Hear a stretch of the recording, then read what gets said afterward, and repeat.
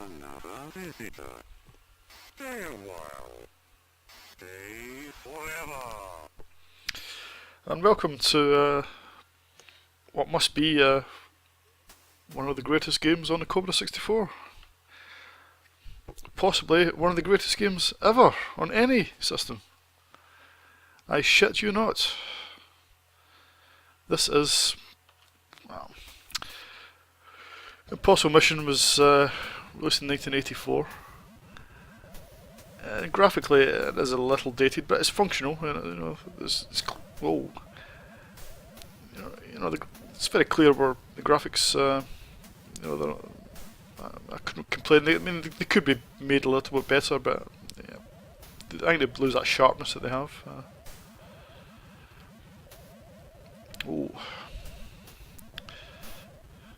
The aim of the game is to search furniture for little bits of they're called puzzle keys. You have to, I can't remember how many it is. Is it 32? You have to piece them together in a certain order, which is we'll come back to that later. You have to negotiate it's an underground complex of various rooms. The rooms themselves are set, but the order they appear in the game is random. The order that things appear in the furniture when you search them, that's random. So there's quite a lot of replay value in the game. There's no doubt about that. Let's have a look. I'm just whizzing through the game here. But, there's various ways to play the game, but the way I like to play the game is really just to search every room, make sure I've covered everything, and then I don't have to faff about some of these options. Once you've collected enough pieces, you can go in the phone. You can check have you enough pieces to solve. But every time you use one of these functions, it wastes 2 minutes of game time, I think, or maybe 6 minutes of game time. No, it's 2 minutes, I think.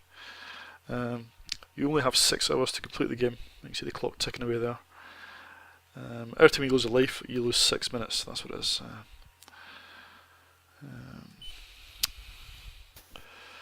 Right, so let me show you a bit more of the gameplay. These little robots, so you can see the one on the floor below me. He's a paranoid robot. He keeps turning around over his shoulder to see if anybody's there. If he sees you, he'll come running at you or zap you. Let's see what happens.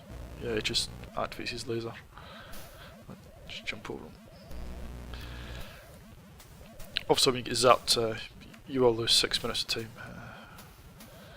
Let's start searching. Oops.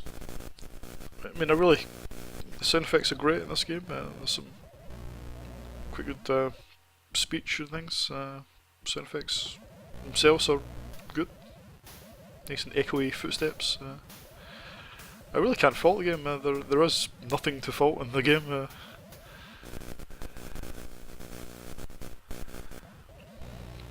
I'm doing absolute shit in that room, so I'll just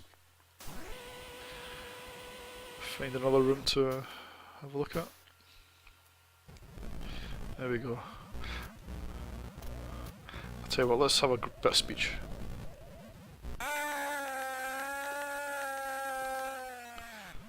Yep, sounds pretty bad.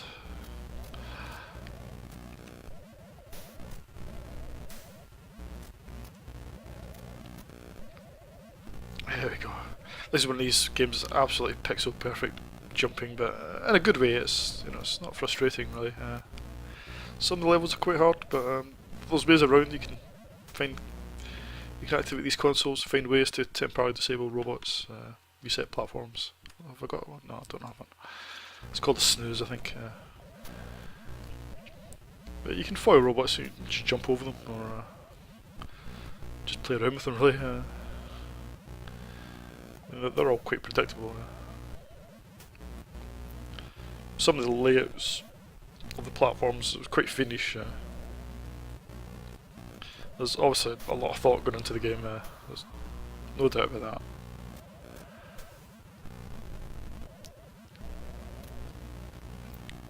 There was of course a sequel, not made by the same people, made by I kind of some people in Europe, not made by Dennis Caswell, who wrote this.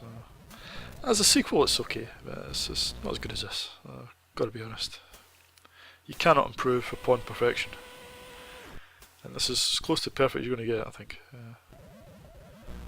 When people, you know,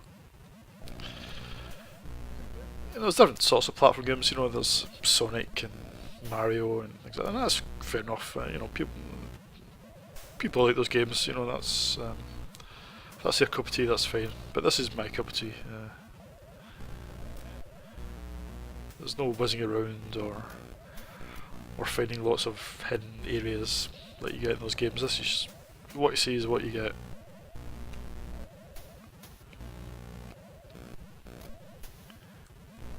Right, this is one of these ones you got to step over. There we go. Yeah, you still can do it.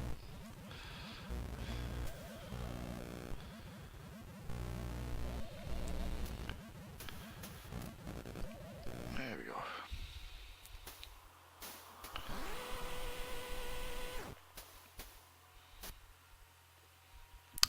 This is bonus room. This is a bit like Simon, the old game you got to remember the order things appear in. In this case, it's I think you got to rearrange the notes in low to high pitch. Let's listen. So that's no, it's low, medium, high. There we go. I can normally do I can remember about 4 or 5. After that, it's too much hard work. I just cannot remember. But every time you solve one of these puzzles, you get a snooze or a password reset. So they're worth doing. But it's a sort of get out of jail free card like Monopoly. You know, if you're finding a room difficult, you can go back and try and get more snoozes to disable the robots. I don't think I've got a snooze, but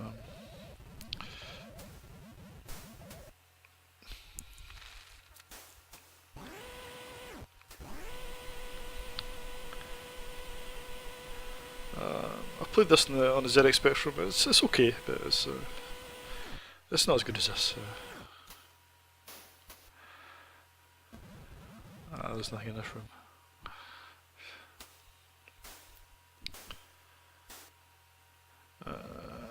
I've played Impossible Mission 2 on C64. It's okay, but the Amiga version's okay, but it's again, it's just what they did. They tried to expand the sort of size of the underground layer. Well, it was in a building, I think, with 8 stories, 8 towers. But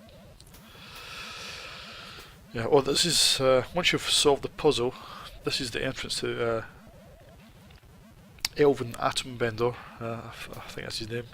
That's the entrance to his lair. But I don't think I'll be solving it in the in this video, I'm afraid. Go and do it yourself. It's a great game. I recommend anybody plays it if they like platform games. But I don't think there's much more I can really show you. But yep, this is a great game.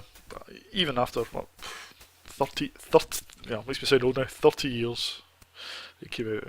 But it's still a great game. 10 out of 10, no question. Great game. See you in the next video.